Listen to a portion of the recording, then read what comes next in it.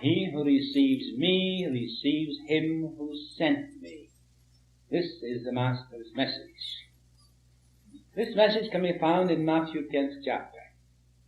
I was forced to write the last verse first, as to give me a true meaning of the truth of the Master's message. The meaning is, he that receives the Spirit of God manifesting in the flesh, which is the Spirit of God, receives God through understanding. But he who receives a prophet, because he is a prophet, gains only a prophet's reward. He who listens to the prophet's words, and only dwells upon the prophet's words, not knowing that it is the Spirit that within that does the work, then you only receive a prophet's reward. But when one understands the great significance of the Master's words, he who receives me receives him who sent me. These words have tremendous significance. And it's so essential that we should dwell upon them so that we shall find the answer in ourselves. I find the answer to this in myself, and I'm sure you must also find the answer within yourselves. It is not the prophet that you must receive, but the Spirit of God that is in him. This is the true meaning of the Master's words, and he applied them to himself. I of myself am nothing. It's the Spirit of the Father within me that doeth the work. It is the same with us all. It is the Spirit that enlighteneth the mind. The Spirit of God is with you and within you. The prophet is the means and not the end. The Spirit is beginning and end. So the prophet by himself is nothing. It's the Father within that doeth the work. We have to have this divine reasoning so that when we unearth our emotional habit patterns, we are not only left bare, naked, just with the loss of our emotional habit patterns, not knowing where we are, but when we have this divine reasoning, we have a foundation. These words come to me also, he who builds his house upon a rock, and he who builds his house upon a sand. The one that builds a house upon a rock, the winds came and the storms blew, and the house withstood. But he who built his house upon the sand, the winds came and the storm blew, and great was the fall thereof. That is why most people build their houses on sand, because of the shifting sands of the human being. The shifting sands of the intellect of mankind. The intellect is but the intellect. But when you build your house upon the rock, that is divine reasoning. And that is why I am giving you this first. So that when we pass into this lecture and we unearth these habit patterns of ours, that we can destroy them by knowing them, by understanding them, not by trying to fight them or struggling with them, because that is useless. You only give them a power they do not possess.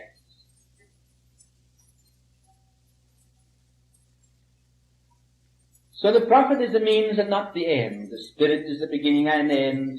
So the prophet by himself is nothing. It's the Father within that does the work. As I write these words, I know they were for me also. It is words like these that keep one humble, so that the Father can do the work. And I am grateful for the humbling process of these words have on me. It reminds me that by myself I am nothing. Only with the Father all is possible. When I was in the Himalayas, my teacher asked me these questions, and I'm going to put them to you also. These questions, when answered properly to yourselves, will enable you to understand yourselves, and so relieve you of many perplexing emotional patterns that are pictured in your bodies. You virtually unearth your emotional pattern. These questions are very pertinent questions, but it is what everyone does. But as everyone does it, no one knows that they're doing it. And that is how you're caught up in your doing, caught up in your emotional habit patterns, caught up in these various things that you do every day. And because they are so common, you make a habit of doing them, and consequently you create the emotional habit pattern that expresses itself upon the body. But remember this, that all mental reactions, all emotional reactions have their effect upon the physical organism. The physical organism is what we call the sounding board for your thoughts and emotions. And through the nerves, you have the expression.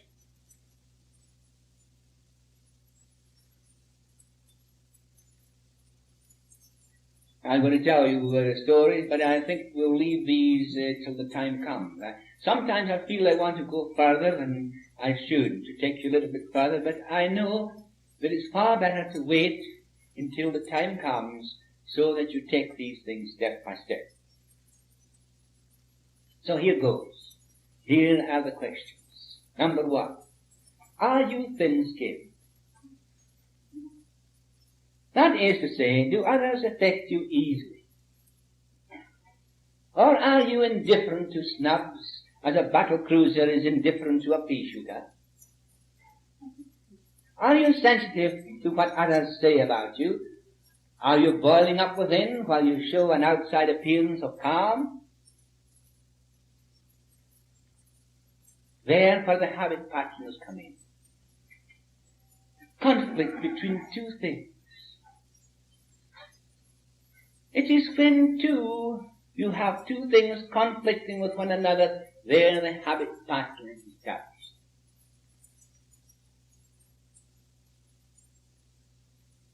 For instance, take a person, perhaps, who is brought up in poor circumstances, poor food and poor clothing, goes to school, and he begins to compare himself with other boys and girls. First of all, this comparison is the first thing that starts the emotional habit pattern. The boy wants, whatever the case may be, he wants to go ahead, he wants to play, yet he wants to shrink away. He wants to do two things at the same time. He grows up in life, and because of his early childhood, he forces himself into a position where he gets into the head or into a very good position in life. He meets other people who are in a position like him, yet he feels that same inferiority. He's not comfortable because he thinks of the other person and himself. He begins to compare.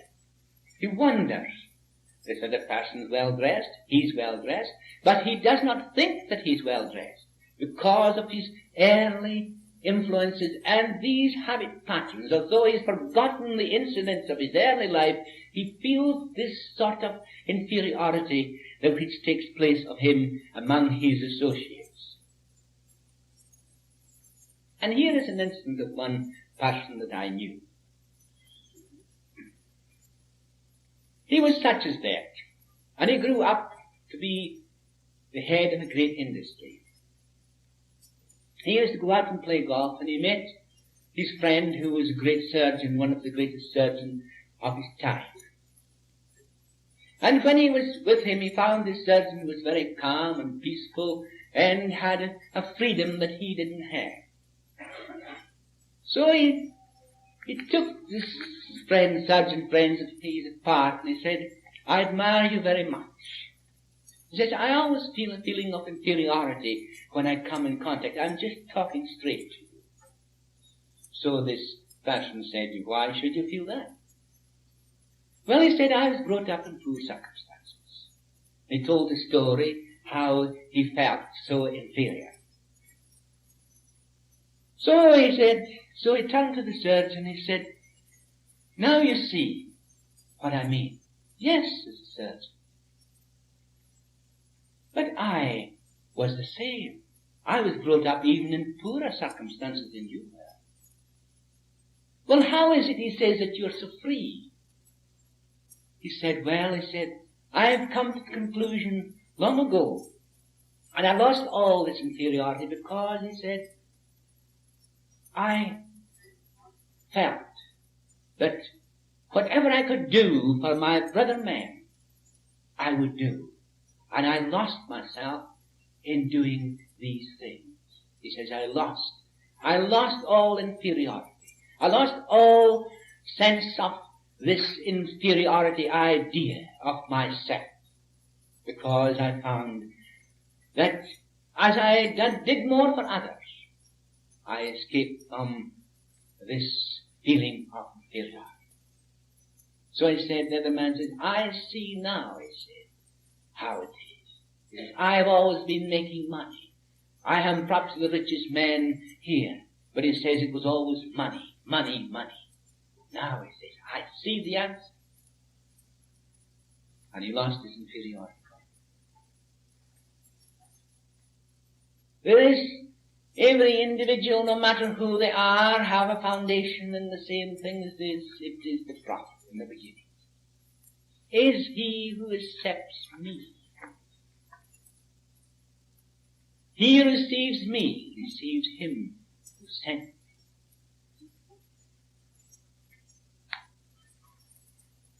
And if you can realize that truth, you'll find that even then you will lose that inferiority, that complex where you have comparisons, that you compare yourself with others.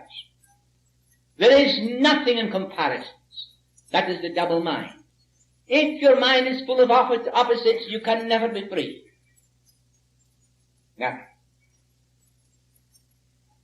So we'll go on with these questions. It is not so easy for the ordinary person to withstand the rough and tumble of the social scrum and not get hurt sometimes. But you are growing up. But as you are growing up, you will see how necessary it is to understand yourselves. When you know what you are doing, then you're on the way to freedom. But if you're caught up in emotional reflexes, then you are laying up trouble for yourselves. Therefore, I want you to think over these questions quietly in your own homes and see how they affect you. It is always the personality that gets hurt. The spirit never. Always according to which is out in front. To which is out in front. Is it your personality that's out in front? Or is it the spirit which is real? If your personality is always out in front, you're sure to be hurt. And very much indeed. But if the spirit is out in front, then there is no hurt. There is freedom. Do you smile, but secretly smart, under a wisecrack, while on the outside you put on the show of indifference, yet harbor enmity and revenge? This is not good for your health. If you could see what goes on inside the brain and nerve system, where habit patterns are established, you would think twice. Do you feel upset that your friends talk about you in your absence? Or have you arrived at that state of mind where you are indifferent about it, and you are not affected inwardly or outwardly? Or are you just wrapped up in the feelings of inferiority that makes you imagine that others talk about you? There again is the danger of comparisons. You are comparing yourselves with others. Immediately you begin to compare, you have lost the spirit of truth. You live in a mind of comparisons where there are opposites. And where there are opposites, there can be no truth. There can be no freedom.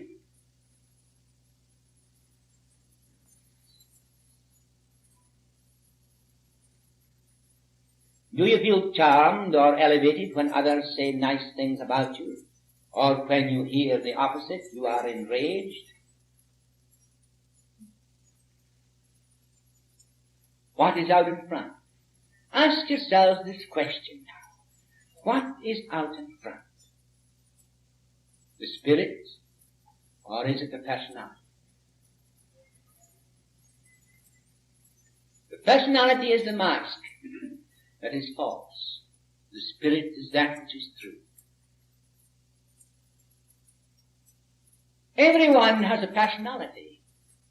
Everyone, no matter who they are, have a personality. But if that personality is tinged with the spirit, and the spirit is expressing itself through it, the spirit comes out in front, and the personality passes into the rear. It gets behind. It otherwise says as Jesus said, "Get ye behind me, Satan."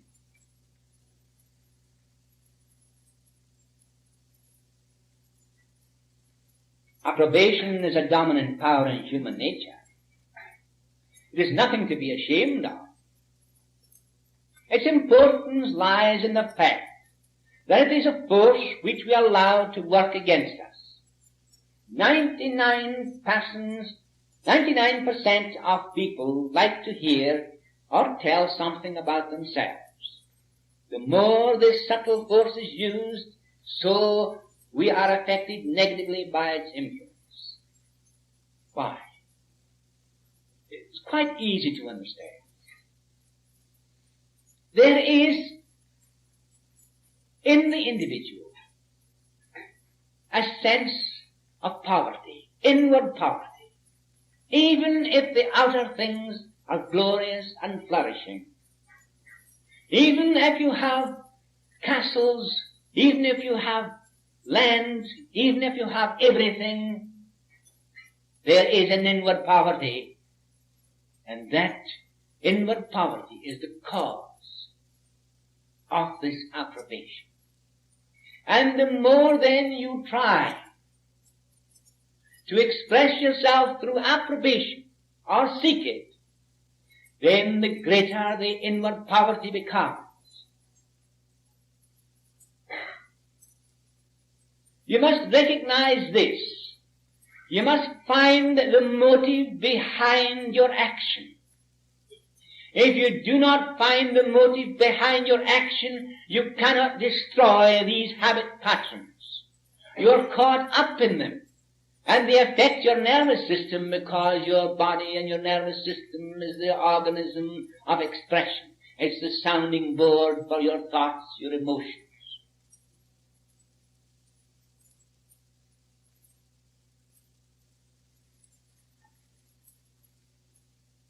Emotion is necessary to a balanced life.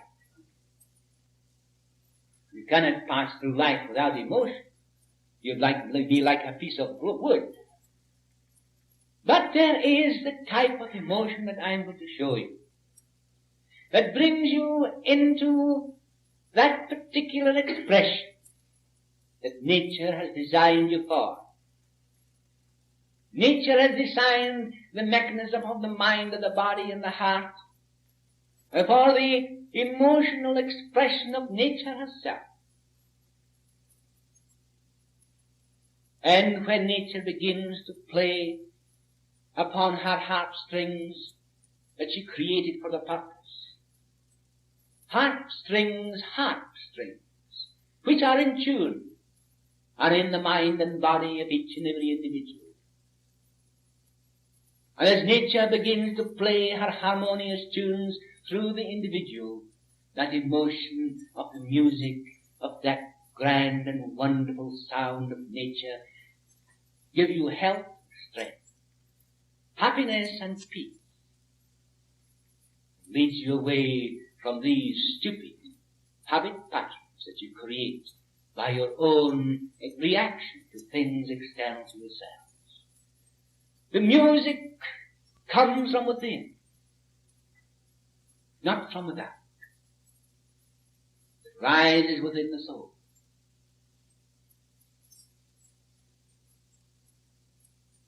When you are listening to music, a perfect piece of music,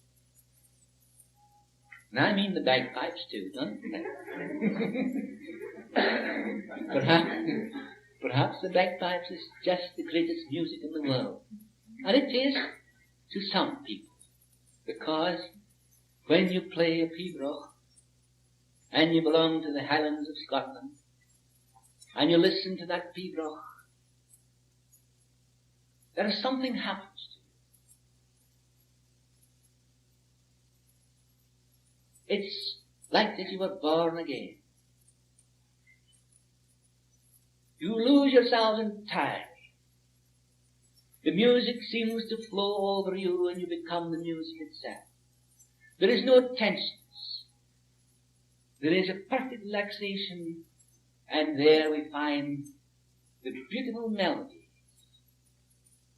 of that wonderful Highland Gaelic songs. Soromien and Boyach, Soremien and Boyach, Mahalaplesh Boyach, Afosmiahu. And all these particular songs, they're wonderful. They have the habit, you have the wonderful expression of rising something within the individual. And that is the emotion that comes with nature. When you enter into that silence, into the heart of things. As a man thinketh in his heart, so is he. Yes, that's true. But in that meaning is the very center of one's being, the heart of one's being.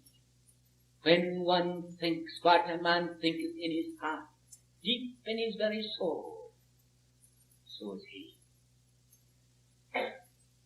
That then gives us the true key to nature's harmony of love, peace, joy, happiness. So emotion is necessary to a balanced life. But true emotions are those that which elevate and create ambition and action. We must cultivate these. But on the other hand, we must not suppress the emotions that harm us. We must understand them and not be caught up in them. We must not fight them or struggle with them. Because in that struggle you create a habit pattern. Why? For the simple reason you are creating opposites.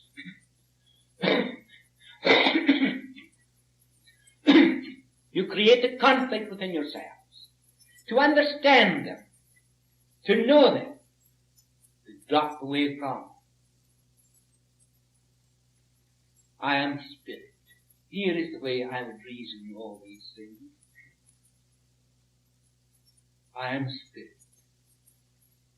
The Father and I am one. With my Father all is possible. There is nothing else.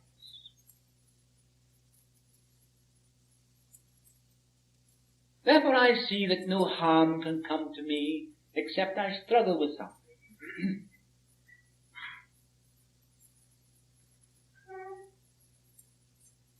This story about Jacob when he wrestled with the angel of heaven, and the angel put his thumb in his hip, and he would walk with a limp ever after.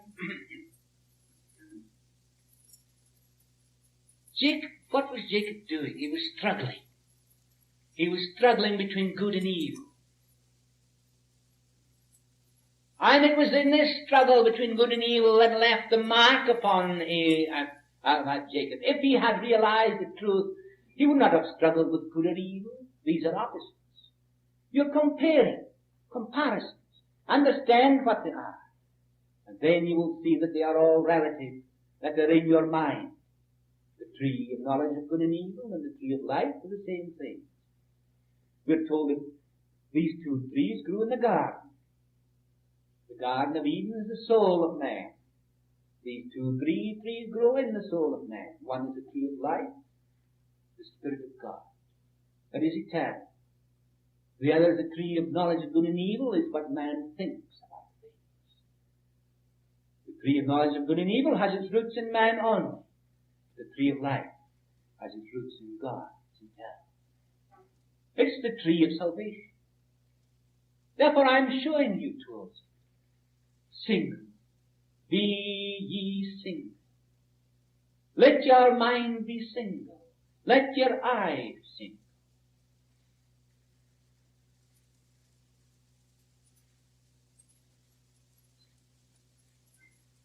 There is a word called transmutation.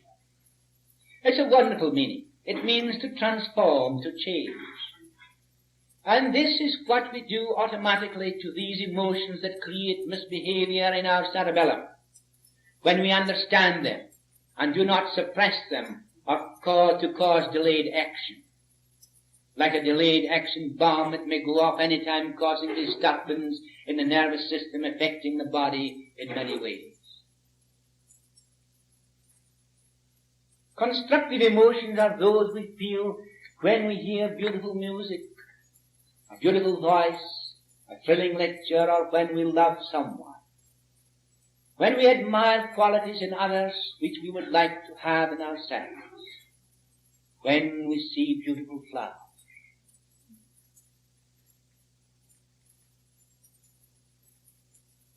We should always look for things. The things we would like to have in ourselves.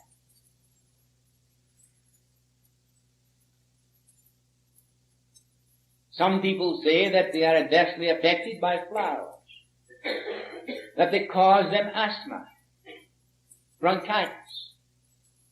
I remember a man who came to me suffering from asthma, which he claimed was caused by roses. When he came in contact with roses, he had a paroxysm in which he struggled for air. This was nothing more than a spasm of the muscles surrounding the bronchial tubes through an emotional habit pattern. I proved this, for when he came to me the next time, by appointment, I had a bowl of roses in the room. Immediately he saw them, he had a spasm. But these roses were made of paper. Therefore roses were not the cause. And when I told those roses up and showed them they were pieces of paper, then he knew that it was not roses that was the cause of his spasm, but something that was identified by roses. And he identified himself with roses through an emotional habit pattern which had forgotten all about. Yet, it came to the surface through association. It rang the bell. And many people are suffering from the same thing.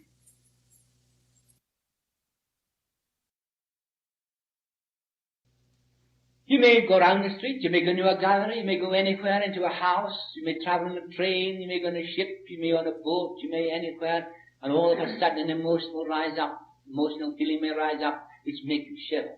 It makes you fearful. You feel a thought of fear, but you do not know where it's coming from. Why?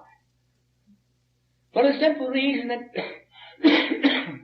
through your senses, through seeing or hearing, something has flashed through what we call association, to a little bell that is hidden away in your cells.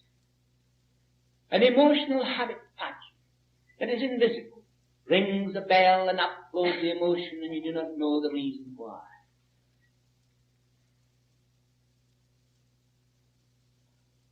You fear something. Well, let me tell you this, that there is nothing to fear.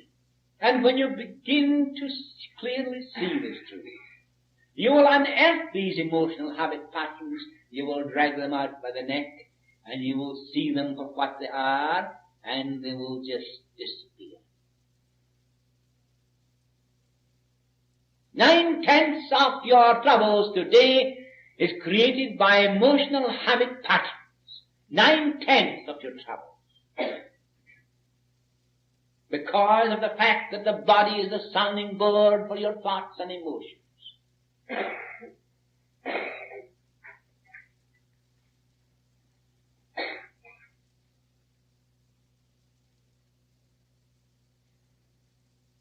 Therefore the roses were not the cause. On asking him what memory roses brought him, he told me that he was engaged to a beautiful girl, and every day he sent her roses.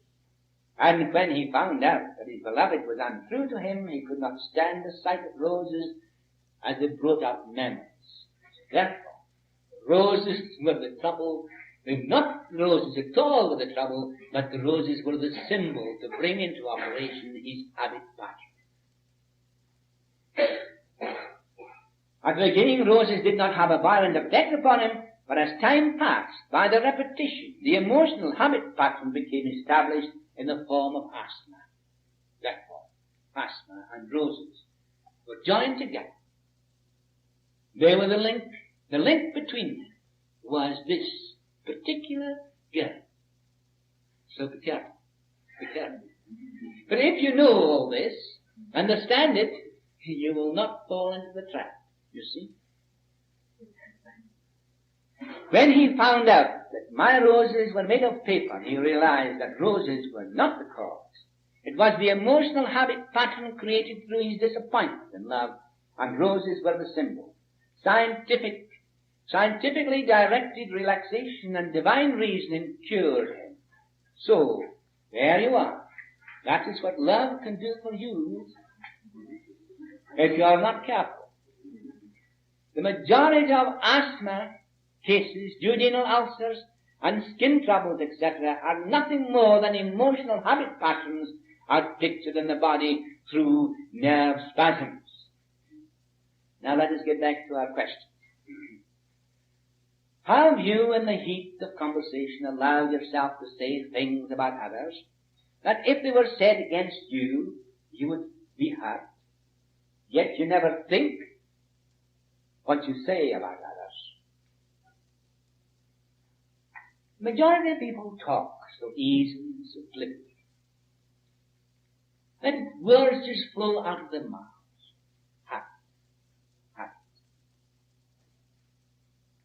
As long as you can get 2 or 3 people together, you always get them talking about somebody else. And have it again. Have it again. They don't mean any harm. No, they don't mean any harm. But let anybody else say the things that they've said, and then the habit pattern rises to the surface in the form of anger, rage, jealousy, or whatever the case may be.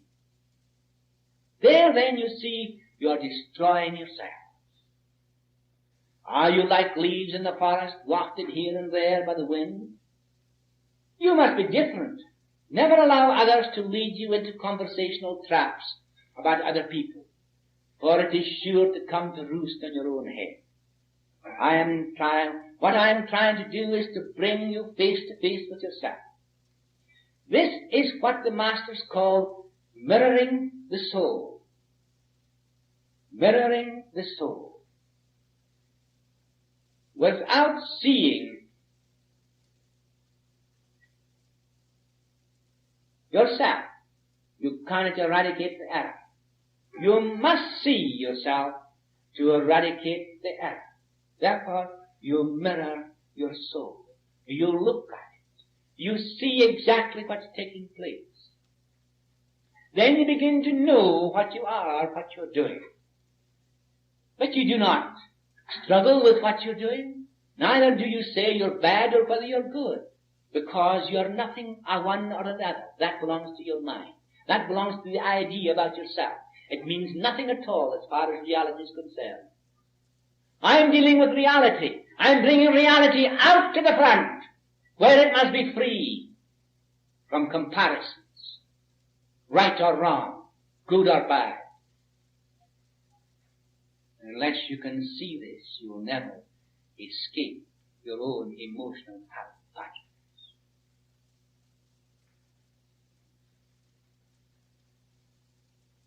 The next question is, have you arrived at that state where you know what you want? And are you influenced by others? By the hat you bought, the dress you bought, the house you bought, the car you bought. You thought at the time they were lovely, yet your friends preferred something else. Are you affected by these criticisms? Or can you still depend upon your own judgment?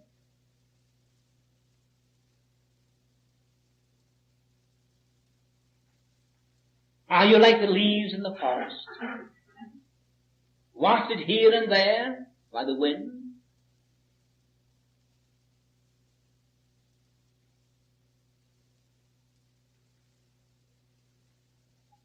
Are you afraid that your ideas and decisions are always wrong? Or can you make up your mind to make a decision and stick to it when you know you are right? Or are you like the leaves of the forest, wafted by the ignorant opinions of those who do not know? When you have studied the proposition, when you have made your particular profession your life, you understand it. If others try to influence you with ignorant opinions, if you are weak, then you may take their opinions and you may fall. Listen to me.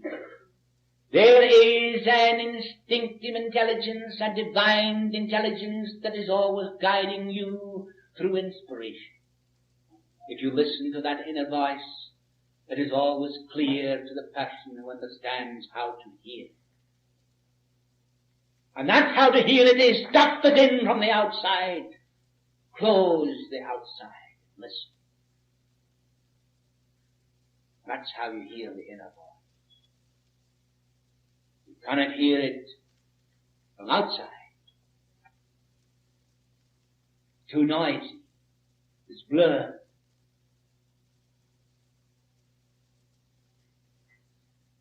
The majority of people are influenced by suggestion. Suggestion hedges us on every side.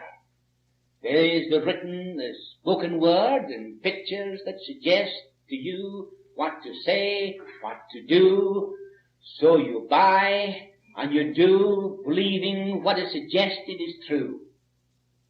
But experience has taught us that all that glitters is not gold and all that sparkles is not diamonds. That the majority of people are caught up in suggestion. In fact, they will eat any food that's suggested, that is advertised in the paper as building foods, bone building foods, muscle building foods, flesh building foods, and all the rest of it, and these things have got no foundation whatsoever. To call them blood building foods or bone building foods or any other kind of building foods, they're just a mere advertisement, but you're suggested by words and pictures, like the wind. You're suckers. Oh, everybody in the world is a sucker until he begins to recognize his own value and true values. Recognition from within himself, then he has his values of the things external to himself. When he has the true value of himself or herself, then you're no longer a sucker. You will break these habit patterns. You will destroy those suggestions that are bearing upon you every day. And you will be free. Freedom comes through the recognition and realization of the truth. I of myself am not. It's the Spirit of the Father within me that doeth the work.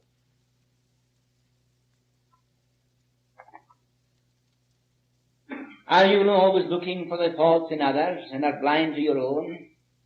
Or can you see the big things in others and forget the small, petty things that do not matter? How many people are looking for the small little things? The small little things that blot out the most beautiful, wonderful characteristics of an individual. tear them to pieces because of the small things. Yes, let me tell you this. Why you tear them to pieces is because these small things are rooted in yourselves. You can only see in others what is rooted in yourself. And when you begin to see the greater within yourself, then you will look for the greater in others. Do not hide yourself in a corner and pray that no one may see you, because you're afraid of your own thoughts, or that you find it easy to get, that you do not find it easy to get into a conversation with others. Would you feel out of place if you were the only person in the party not in evening dress? Or is your mind big enough to bypass social etiquette and feel peaceful in your own knowing of the truth?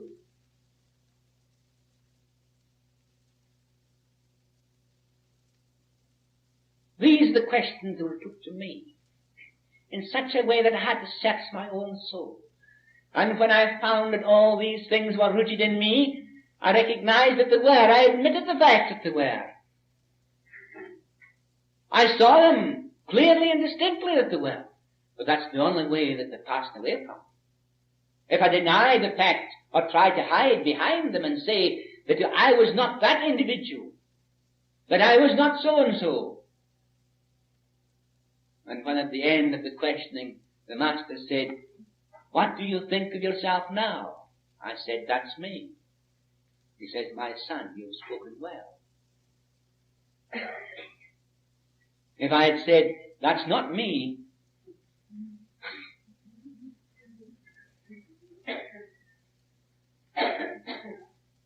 but when we do see those things, I begin to realize that they are ourselves, that we are doing them every day, then we begin to drop them one by one. And we find that our emotional habit patterns, those things that are being expressed out in the body, begins to dissolve all the way too. We find these pains, these aches, and all sorts of things, troubles and trials and tribulations, these small things that trouble us, just fade away into nothing.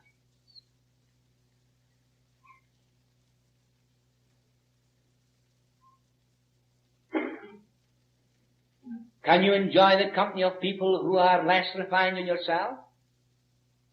And stand good-naturedly above an argument and keep that even keel that is essential to good comradeship? You have an argument. And what are you arguing about? You don't argue about the truth, that's one thing. You're only arguing about your ideas against the other person's ideas. And what do your ideas amount to anyway? Anyway, not very much. So therefore you argue really on nothing. But people who do argue get heated. And they're no longer friends. They're no longer comrades. Are you impatient with other people, with their fads and fancies? Or would you be surprised if others found your conversation boring? Would you think it was weakness to witness a depth of emotion that brought tears to man's eyes? Could your soul reach such heights? Do you know that he who feels deeply with understanding can rule the world?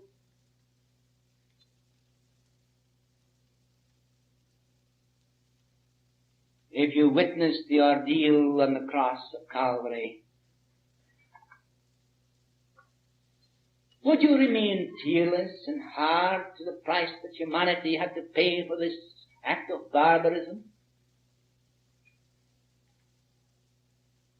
Yet this act of barbarism, we arrive at the divine symbol for all the world. Nevertheless, it was an act of barbarism. And history will prove it. If the words from his lips at that the greatest height of his suffering, "Forgive them, for they know not what to do," fell upon your ears, could you stand by tearless and emotionless?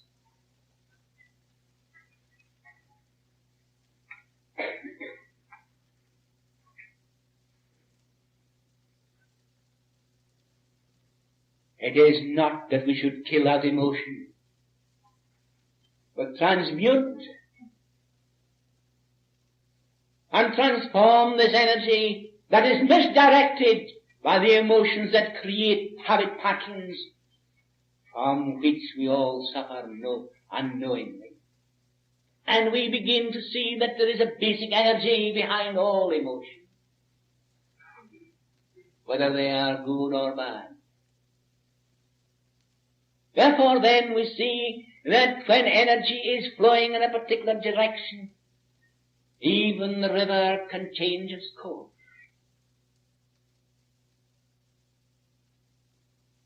When the river flows out into the sea, it is lost. When the river is changed into channels, it fertilizes the land and we have growth, prosperity. When we begin to realize within ourselves and understand these emotions that rise to our surface, when we see them, we do not suppress them in their negative and destructive state, but we understand them and transformation takes place. We water the land and growth takes place. The soul begins to grow through understanding. No matter what your emotions may be, then you shall never suppress them but understand.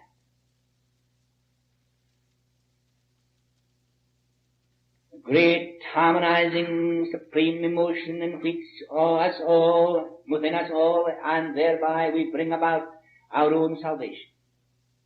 And Paul put it eloquently to the Corinthians when he said, I may speak with the tongues of men and angels, yet if I have no love, I'm a noisy gong, a clanging cymbal.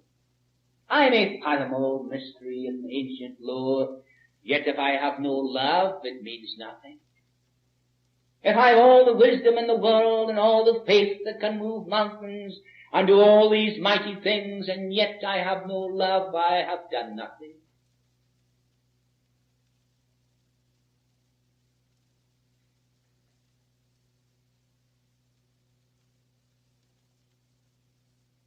This is the binding quality of comradeship. The perfect ideal expressing itself on the cross of Calvary and culminating in the words, mind you, forgive them for they know not what they do. Love is impossible of analysis because it is rooted in God, the Father of all.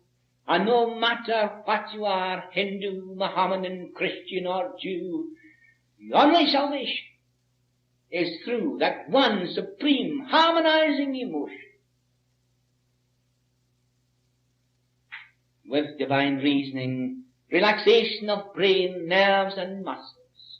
In this state, we will say also, forgive them, for they know not what they do. Think, in a state of perfect relaxation, where the brain and nerves are quiet, the brakes are taken off, and the Father does the work.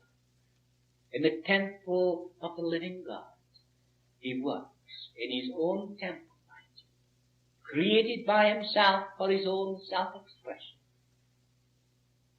And the life that I know has no conditions. It is free.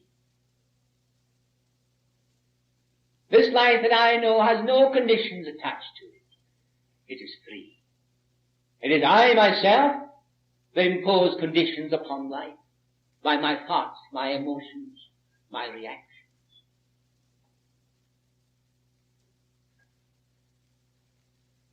But in that perfect state of relaxation, through divine reasoning, I enter that state of bliss, where I can say also, forgive, for they know not what.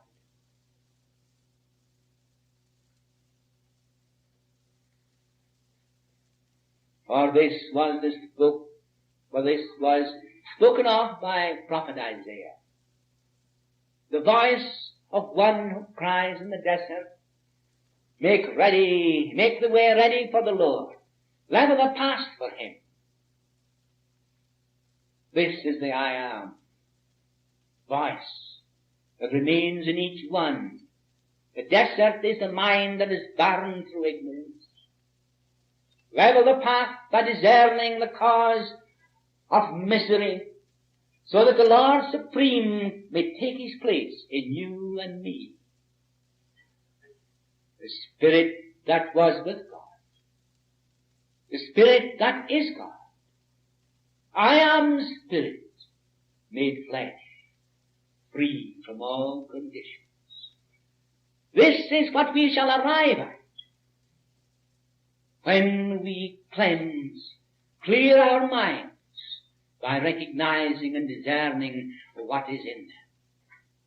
Therefore we turn the searchlight upon ourselves and not upon others. When we turn the searchlight upon others, we look for the petty little things. Really, if we turn the searchlight in ourselves, we will find them deeply rooted there. How true those words of the Master said. Take the plank out of your own eye, then you will see better to take the splinter out of your brother.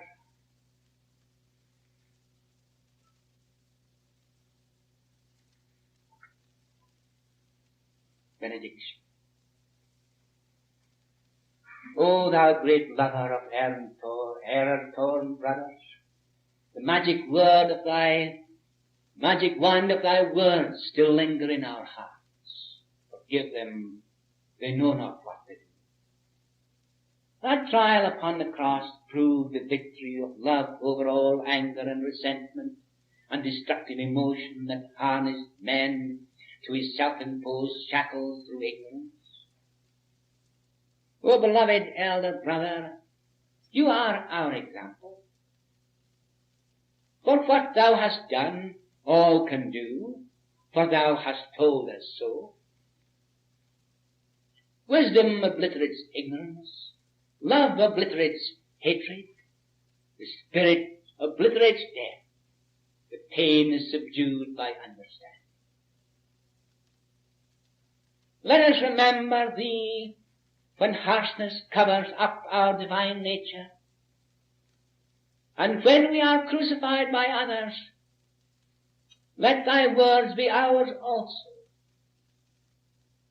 Our one desire is to be at home with thee, in the bosom of our Father and Mother God, who gives all birth into eternal life, peace, and happiness. So